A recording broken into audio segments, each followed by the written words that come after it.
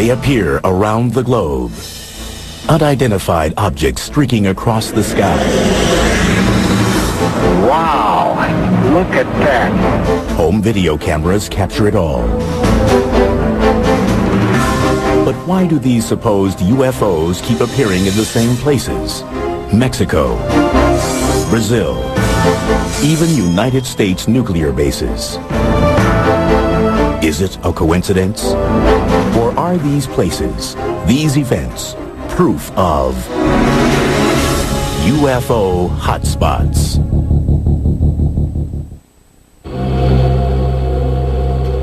Sao Paulo, Brazil, 1988. Gulf Breeze, Florida, 1988. Las Vegas, Nevada, 1990. Mexico City, Mexico, 1991. Wow, whatever it is, it's something strange. What do all these cities have in common? There are so many UFO sightings reported in these places that they are all considered to be UFO hotspots. A UFO hotspot would be an area that represents a high number of sightings of abnormal or unusual aircraft that are unidentifiable. It's been long recognized that UFO sightings tend to come in waves. In other words, there's an area of the country or the world where the number of UFO sightings increases for some unknown reason. There are theories about why these areas seem to attract UFO attention. To some, the reason is the natural forces of the Earth, like volcanoes and earthquakes. The UFOs appear to be observing us. Well, the UFOs have come to certain spots because of what's going on at the time. One of the things that seems to stimulate UFO activity is a major disruption in the Earth. Still others believe that human behavior is at the root of these sightings. One of the things that has to do with hotspots is that once somebody notices something, then others are going to look also. That you may not pay much attention to your surroundings. Someone says, gee, last night there were 3 mysterious lights went by. The next night you're going to be watching, and there's a much better chance that you're going to see them than if you're just sort of walking along looking at your feet. According to the National UFO Recording Center, there have been more than 13,000 UFO sightings in the United States since 1990, making such places as the mysterious Area 51 in Nevada, Washington State, and Florida UFO hotspots. Still, with reports of UFOs coming in from as far-flung locales as Quito, Ecuador, Haifa, Israel, Stuttgart, Germany, and Sydney, Australia, America doesn't seem to be the only place getting these unexplained visits. Many people don't realize that UFOs are not seen only in the United States, they're seen all over the world. There are hotspots all over the world. Brazil is one of those hotspots. With 549 sightings, Brazil was second only to the United States in reported UFO activity in 2001.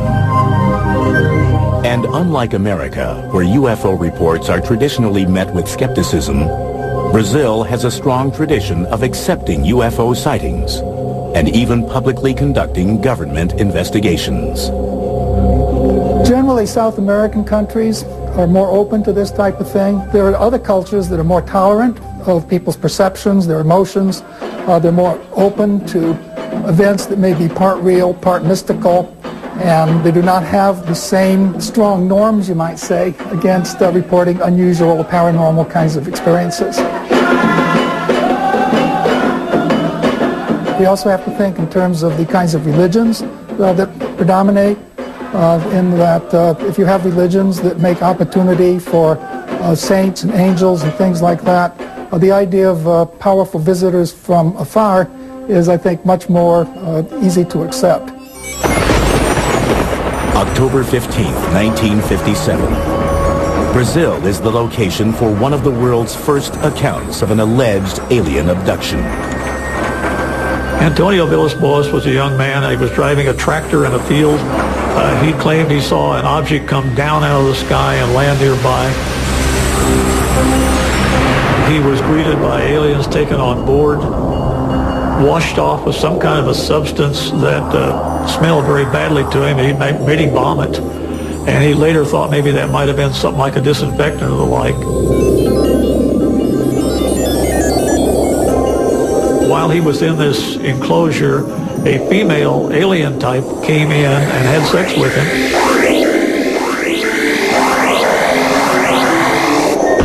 And then went away, and he was dumped back out.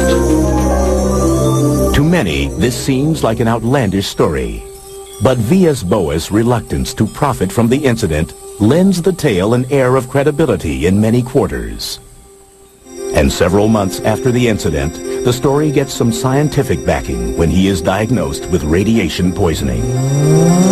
He is examined by Dr. Olavo T. Fontes, a professor of medicine at the National School of Medicine of Brazil. One of the very important people in Brazil was a Dr. Olavo Fontes. He was a medical doctor. He worked for the Brazilian government. He investigated the case, and he said that as far as he was concerned, it was a good case. It really happened the way that the young man said. Less than 6 months after the alleged Vilas Boas abduction, the Brazilian Navy has a well-documented encounter with a UFO. In February of 1958, aboard the Almirante Saldanha, a civilian photographer named Almiro Baruna takes 5 photographs of what seems to be a ringed, oval-shaped object. The photographs are shown to Juscelino Kubitschek, the president of Brazil. Not wanting to keep this information secret, Kubitschek releases the pictures to the public, and they soon appear on the front pages of the nation's newspapers. That particular UFO was never seen again, but UFO incidents like that on board the Almirante Saldanha continue to be reported to this day in Brazil. In the mid-1990s, Brazil's UFOs again make worldwide headlines. On January 20th, 1996, it is alleged that extraterrestrials were recovered in Varginha, Brazil. The emergency personnel were called in. They were able to recover one of them for certain, as rumor has it, and allegedly took it to a local hospital. According to unconfirmed reports, government doctors perform an autopsy on the alien. And of course, from this point, the trail goes cold, and no one is quite sure as to where that particular ET or alleged ET had disappeared to. Despite several purported eyewitness accounts, the Brazilian government, which has been so forthcoming in the past, denies the Varginha encounter and that an alien was ever captured.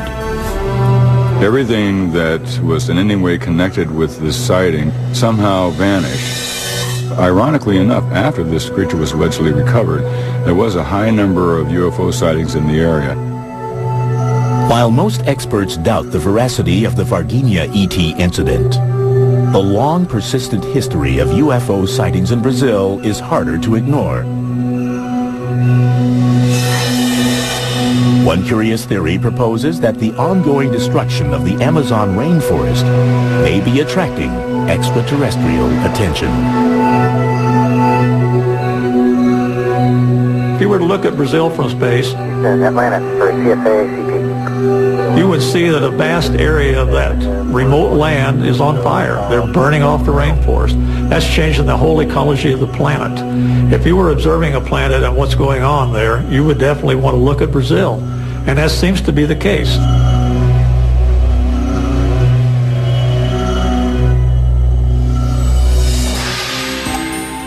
Coming up, in Mexico, mysterious images caught on tape during a solar eclipse seem to suggest that the world's sacred sites may be UFO hotspots.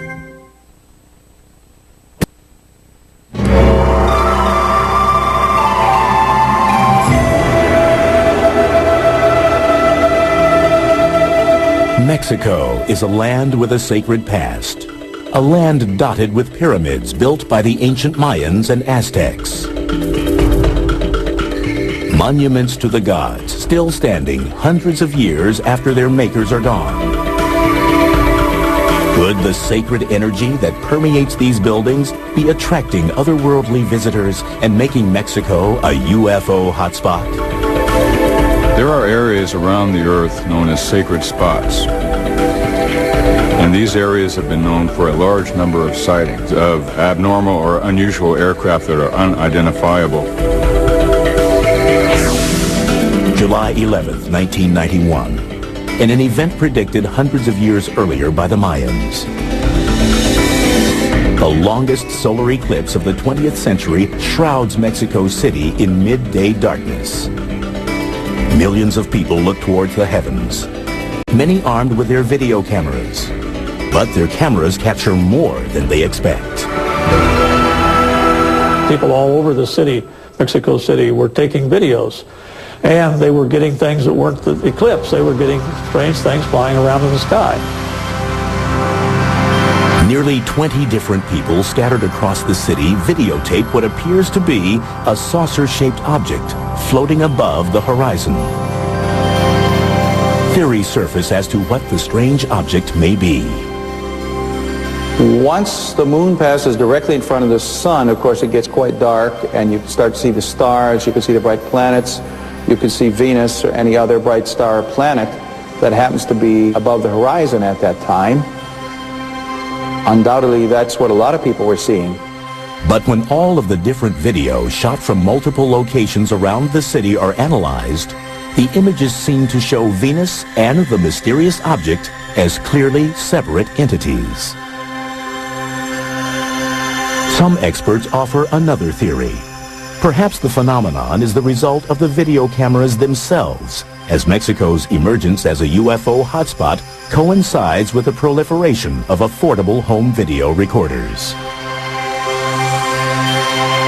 A camcorder is made with an automatic focus and an automatic aperture control to try to control the amount of light. And so it is not made to focus against a dark background. An automatic camera cannot focus on these objects without seeming to impart motion and changes in shape to it. But many disagree that the sightings were just a trick of the camera and point to subsequent events as proof. Over the course of the next 6 years, more than 1,500 videos and photographs of UFOs surfaced throughout Mexico. Many of the alleged UFO sightings appear near ancient Mayan and Aztec pyramids. One area with a lot of sightings is Tepoztlan, a resort village some 60 miles south of Mexico City. According to UFO researcher Carlos Diaz, 60% of its residents report having seen a UFO. And local air traffic controllers confirm that radar regularly detects unidentified objects over the area.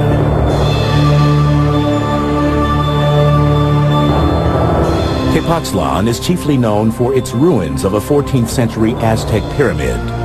To some ufologists, ancient sacred spots like this one represent power points that may be attracting UFO activity. There are many power spots around the world where there's certain geological activities and fluctuations in the fields. You might call them vortexes or portals, where there is a lot of UFO activity. Some believe that extraterrestrials have used these portals to enter our world, and also that they may have actually been responsible for the construction of some of the world's ancient sacred sites, including the Great Pyramid in Giza, Egypt. There's less than 2/100ths of an inch tolerance between the stones. The tolerances to which it's built exceed the tolerances that we use in our space capsule. The more you study the Great Pyramid, the more you begin to realize there was something going on there that goes beyond our understanding. More than 4,000 years old, the pyramid is built from over 2 million stones. Each side is perfectly oriented to the cardinal points of the compass: north, south, east, and west. The maximum error between the side lengths is astonishingly less than 0.1%. People have looked at these structures and said, well, you know, they must have built these with some idea of making contact with aliens, or the aliens have somehow helped them build these structures. Another theory is that both the ancient architects who built the sites and the alleged UFOs who visit them are attuned to a supposed geomagnetic energy force called ley lines, a grid-like pattern that covers the entire Earth. Ley lines are geometric, they're like fields or lines of energy, and there's all kinds of intersections of certain ley lines which seem to create magnetic anomalies. Ley lines have also been linked to tectonic activity, the movement of the Earth's plates, a force that results in earthquakes and volcanoes, and provides another potential explanation of UFO activity in Mexico.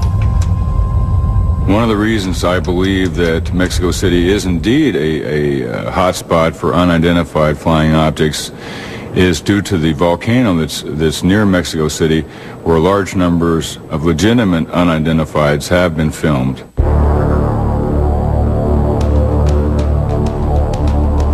UFOs have frequently been reported near Popocatépetl, Mexico's Smoking Mountain.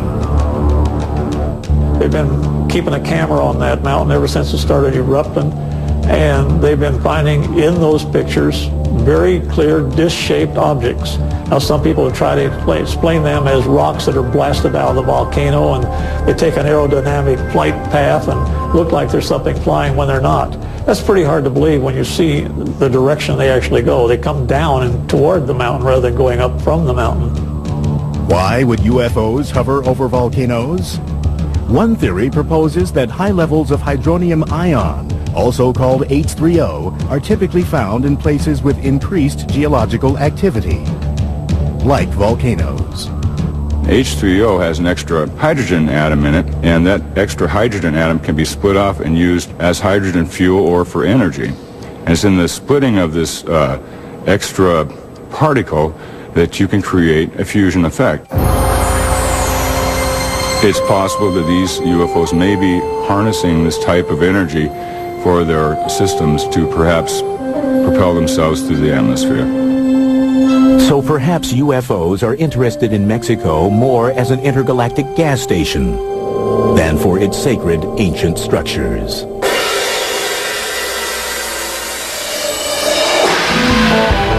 Coming up next, 10 of America's nuclear missiles suddenly shut down as a glowing disk hovers above Malmstrom Air Force Base.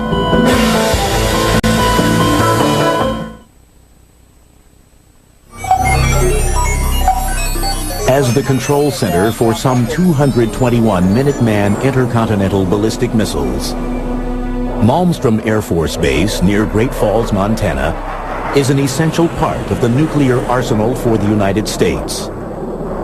For decades, Malmstrom and other strategic air command centers like it have been the primary potential targets for the country's enemies. But many UFO experts wonder if these bases have also been attracting a different kind of attention. Are America's nuclear installations UFO hotspots? One interpretation of UFO activity is that these entities, assuming that they are entities, are interested in our technological development. We're a very violent species, as you know if you watch television at night. So that alone is a reason that they would have to pay attention to what we're doing. March 16th, 1967. Reports of UFOs at Malmstrom seem to demonstrate an extraterrestrial interest in America's nuclear forces. The way it happened, according to Robert Salas, who was stationed underground in one of the missile complexes, was that he received a phone call from a security guard up on ground level, saying, in effect, that there was a large, red, glowing, disc-shaped object hovering in front of the facility. And the guards were extremely frightened about this, as you can imagine. He kind of laughed and sort of said, you know, back off. A security guard called a second time, saying, even more panicky, that the UFO was now hovering right outside the gate and was very close. They were observing the status board in the launch complex, and they noticed that the missiles started going offline. Clunk, clunk, clunk, clunk, clunk. 10 of the missiles, one at a time, just boom, boom, boom, boom, shut down. The missiles quit functioning. So we were really out of business as a nuclear deterrent at that time. The incident at Malmstrom is neither the first nor the last time that the security of the United States nuclear sites is supposedly compromised by a UFO incursion. This supposed trend in UFO activity is noticed as early as 1952 by Captain Edward Ruppelt, the first chief of Project Blue Book, the Air Force's official investigation of UFO reports. Ruppelt discovers what he calls an ominous correlation between UFO sightings and the locations of the nation's nuclear facilities.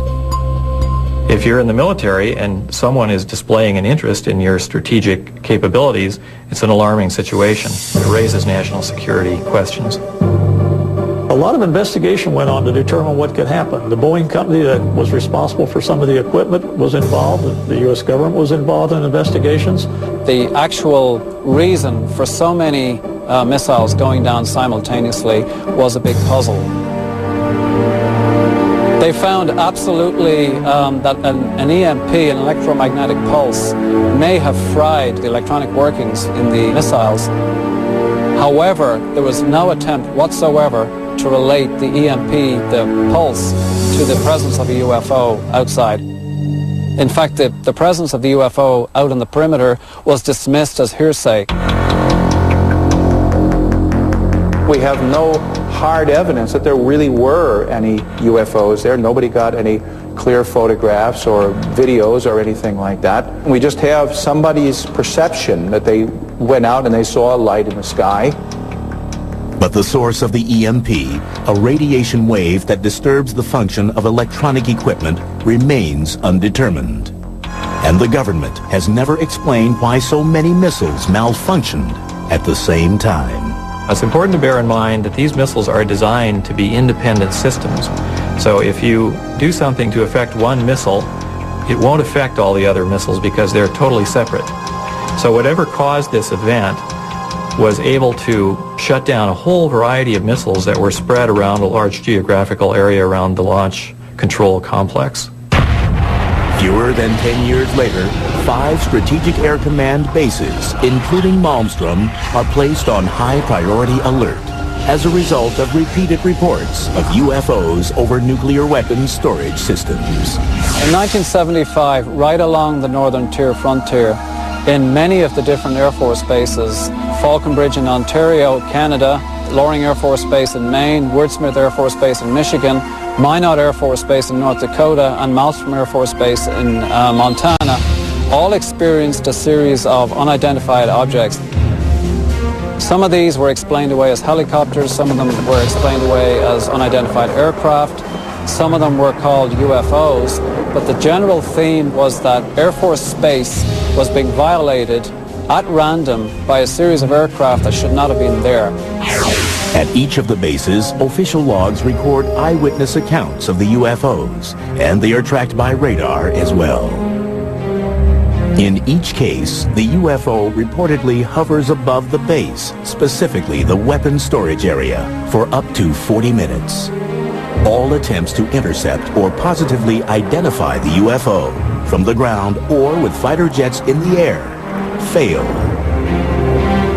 The incursions are brought to the attention of the Commander-in-Chief of NORAD, the North American Air Defense Command. An investigation ensues. The initial thinking behind the unidentified objects over the Air Force bases in the northern tier was thought to be potentially Russians or else some other enemy. The only information we have is that the eyewitnesses described objects that behaved in a very unusual fashion, that they glowed red, for example, and it doesn't sound like any technology that the Soviets had at that time.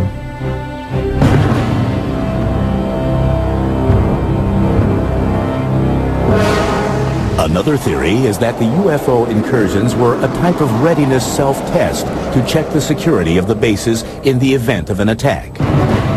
But if it was a test, the bases performed poorly. The Air Force personnel were completely at sea as to what was happening. They were actually calling the law enforcement people in Great Falls, Montana for help because unidentified aircraft were buzzing them in missile-controlled silos. They had no idea what was going on. Aside from acknowledging that unexplained events have occurred at the northern tier bases, the U.S. government remains characteristically silent on the question of whether American nuclear installments are indeed UFO hotspots. To my knowledge, there's no published report explaining what happened. It's simply a mystery.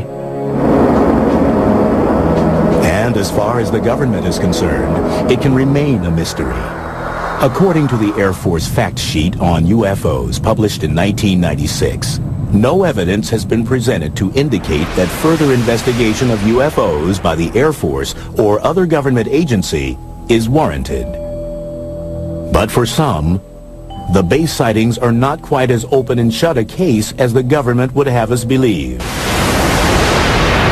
We think the reason that the military tend to downplay this whole phenomenon is because the Department of Defense, by definition, needs to defend. And if theoretically there are objects that are able to violate United States airspace with impunity, that sets up a very big question mark about the efficiency and the abilities of the Department of Defense. But they are as bewildered and as puzzled and as intimidated as everybody else is.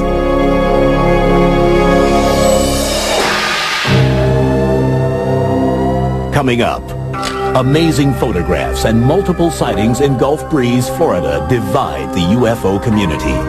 Is it a hotspot or an elaborate hoax?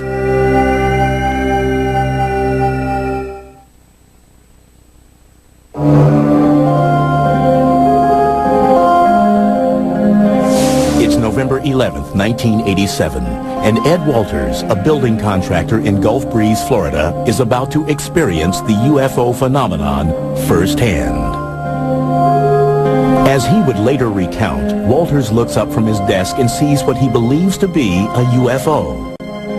He grabs his Polaroid camera and ventures outside. Walters manages to snap a photo of what appears to be a glowing, dome-shaped bluish-gray craft hovering about 200 feet in the air. From 1987 to 1992, the small town of Gulf Breeze, Florida is famous for being an alleged UFO hotspot. Hundreds of eyewitnesses claim to see strange objects and unexplained lights in the sky. But Gulf Breeze is mired in controversy and allegations of a hoax. And Ed Walters stands at the center of the storm. On November 19th, 1987, 8 days after Ed Walters allegedly had his UFO encounter, the Gulf Breeze Sentinel publishes 2 of his 5 photographs. The next night, Walters claims to see another UFO and manages to take 4 more pictures, but decides not to publish them. Still, UFO fever has gripped Gulf Breeze, and by November 25th, reports of UFOs are pouring in. Hotspots are very intriguing. These are places where there are multiple sightings. One person sees something and a number of people see it shortly thereafter. The first person who notices it, in a sense, grants permission to the other people to make similar reports. Over the course of the next 4 months, Walters takes more than 20 photographs of a strange vessel on more than 10 different occasions. He even shoots 1 minute and 38 seconds of video of a UFO sighting on December 28, 1987. Walters, who chooses to remain anonymous at first, soon becomes the central figure in the Gulf Breeze sightings. But he isn't the only one who is seeing strange things in the night sky. Pensacola area, Gulf Breeze area, is not just Ed Walters. There were literally over 130 UFO incidents involving more than 200 witnesses in this area. And Ed Walters was only involved in 34 of those incidents. But it is Walters whose photographs and claims attract the attention of MUFON, the Mutual UFO Network, a non-profit organization that studies UFO phenomena. In February 1988, MUFON provides Walters with a specially designed tamper-proof camera in order to authenticate his UFO experiences. It was a multi-lens camera that could take more than one view at the same time. We bought new film, we put it in that camera, we had it certified as new, we closed the camera, sealed it with wax. He was allowed to use the camera, and he did get some pictures. It was again opened then under security conditions. The films were developed, found things on the film, and there's no way he could have faked that one. By the end of 1988, 7 different MUFON investigators have analyzed the evidence in Gulf Breeze. Meteorological and site survey analyses conclude that the photographs were likely to have been taken on the days and at the times that Walters alleges they were. Walters himself passes a battery of examinations, including 2 polygraph tests. MUFON, satisfied that Walters' claims are real, officially authenticates the Gulf Breeze sightings.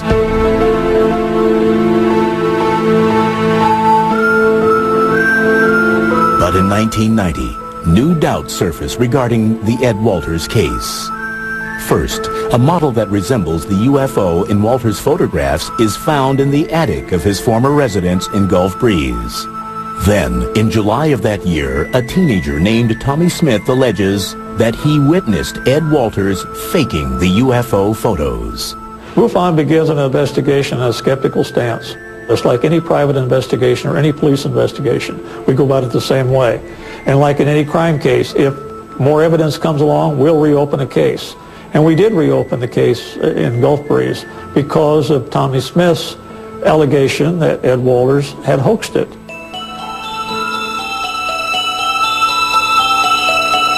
MUFON sends 2 new investigators, Rex and Carol Salisbury, to Gulf Breeze.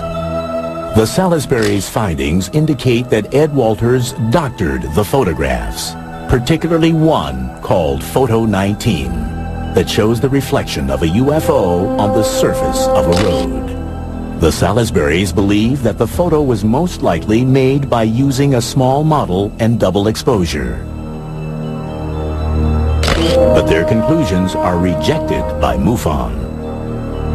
They believed that the other sightings at Gulf Breeze were real. They stated that in their reports. They just didn't believe Ed Walters. Basically, MUFON fired them and sent somebody else in to authenticate, quote-unquote, the sighting. The new investigator, named Gary Watson, questions the veracity of Tommy Smith's testimony. He also alleges that the model UFO found in the attic of Walters' former home was planted by someone who wanted to discredit Walters. Watson concludes that Ed Walters' photos and story are true. Despite the controversy over the Walters sightings, reports of a new UFO begin to emerge in Gulf Breeze. Instead of looking like ships or vessels, the new sightings are characterized differently. There were various kinds of lights that were seen. Big red globes, little white lights, some lights that maneuvered, some hovered, some shot away, some just disappeared. Wouldn't you know it? From 1990 through 1992, residents of Gulf Breeze see the strange lights so often that they give them a nickname, Bubba.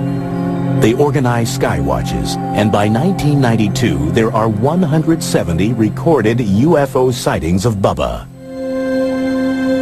But then, in 1992, the lights disappear as mysteriously as they had appeared 2 years earlier. The lights have never been explained, and the Ed Walters case still divides the UFO community. Although strange lights are still occasionally seen in Gulf Breeze, it is no longer considered to be a UFO hotspot.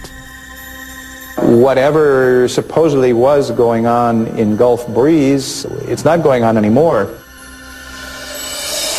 Oh, look at that. Look at that thing. Oh, it doubled. There it goes. It's doubling. Up next, a Washington State man claims to be living in the middle of one of the world's major UFO hotspots.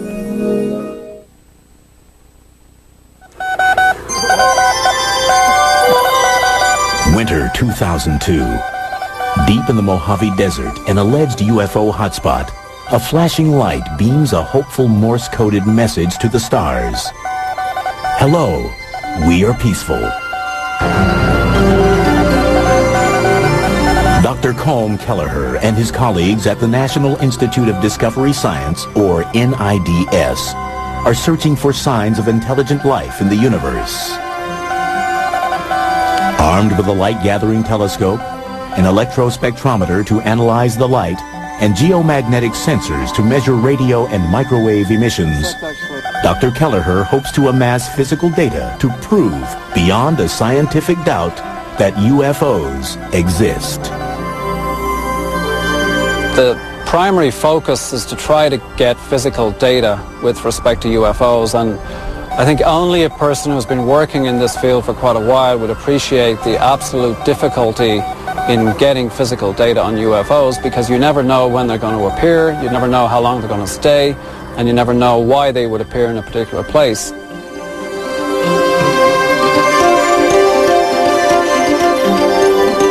NIDS operates a 24-hour hotline for UFO sightings.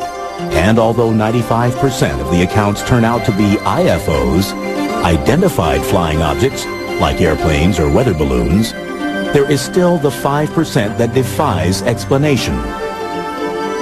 And that 5% is what interests Dr. Kelleher.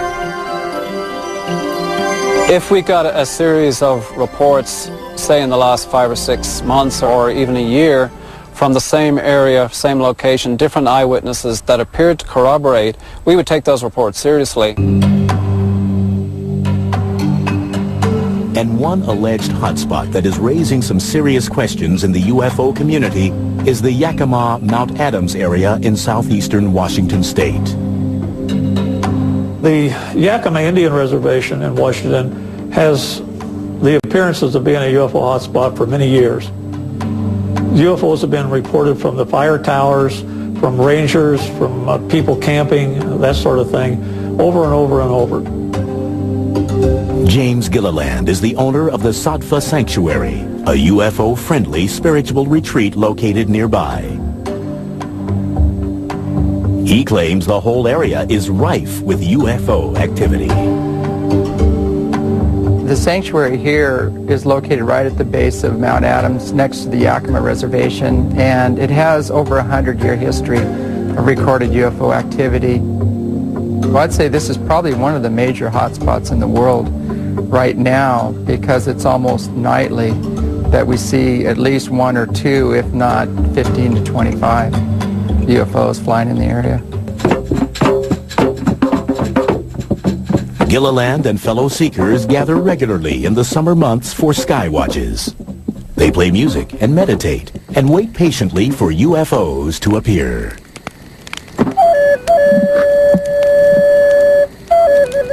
They're looking for people that are very spiritually aware, that have kind hearts, that love people, love humanity and the earth, and those are the ones that will be ambassadors to bring forward their message, because those people have risen to the occasion. As Gilliland and others see it, the anomalous lights that appear above his property exhibit both intelligence and intent. What these ships are doing, they're inquisitive, they're morphing, they're responding to lights, they're responding to the telepathic messages of those people on the ground. Whoa! There we go. We got it. That was a good one. We actually have some that morph from a round object to a triangle when we draw a big triangle in the sky, and then it goes back to a round object and then leaves again with multiple witnesses. When you're talking about lights in the sky, it's very difficult to say what causes them. Are they natural phenomena or are they not? When they seem to fly into an area, stop and react to people yelling or to flashes of light or something else, what causes the reaction? Do natural phenomena do that? One theory proposes that the lights in the sky are not doing anything, but the observer's eyes are. Something called the autokinetic phenomenon. The eye literally cannot focus properly on a single bright point source of light against a dark background, and so it seems to bob around, move around, wiggle, zigzag. All these things are perfectly normal behavior, but it's the behavior of your eye. It's not the behavior of the object itself. Trick of the eye or not, some believe that Gilliland's role at the center of the UFO activity that surrounds his home is characteristic of all of the areas deemed a hotspot. We've investigated in a couple of quote-unquote hotspots, and we are beginning to realize that any of the areas that we focus on usually has a single individual in that area who becomes a lightning rod for multiple reports from the community. When you have a charismatic leader or somebody who is identified as an authority on UFOs, people will go where that leader says the UFOs are to be found, and there'll be more people watching, and you'll have more sightings reported in those areas. But it's a psychological, sociological kind of a thing. It's not related any way to what's actually up there.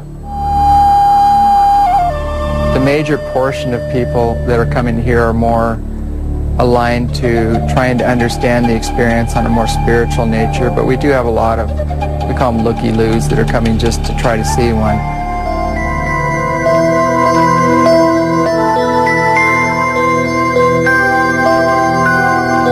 That there are strange, often inexplicable phenomena in the night sky is undeniable. But just what these phenomena are, and whether they tend to cluster in time and place to form UFO hotspots, is open to debate. As far as the skeptics are concerned, on every level, you cannot instill want into another being. You can't get them to open their eyes or look at what's obvious. We showed them footage of ships flying behind trees, landing on the mountain, doing phenomenal feats, making U-turns, right-angle turns at several thousand miles an hour. And their standard pat answer is these are meteors or satellites. It's just amazing. We don't want to feel that we're alone in the universe. We don't want to feel that life is without a purpose. We don't want to feel that there's nothing out there in the way of a mystery. We human beings want our lives to be exciting. But just because something is exciting doesn't make it true.